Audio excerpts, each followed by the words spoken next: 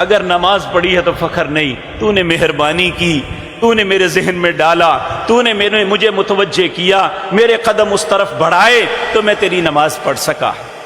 तूने मुझे तौफीक दी तो मैं रोज़ा रख सका। ए अल्लाह, तूने मुझे माल दिया और उसके बाद मेरे दिल में गिना दिया तो मैंने गरीबों का हक उसे दिया।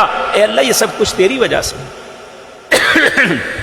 आप देखें, नबी करीम सल्लल्लाहु अलैहि वसल्लम ने 9 साल के अंदर जब हिजरत करके मदीना मुनव्वरा गए, एक आता है 83, एक आता है 86 जंगें लड़ी, छोटी और बड़ी 86 जंगें एक साल में। आप कैलकुलेट करके देखिए कि 9 साल को 86 पे तकसीम करें, कितना एक साल में बनता है। और इन सब में रसूलुल्लाह सल्लल्लाहु अलैहि वसल्लम अक्सर व बेशतर में खुद शरीक हुए।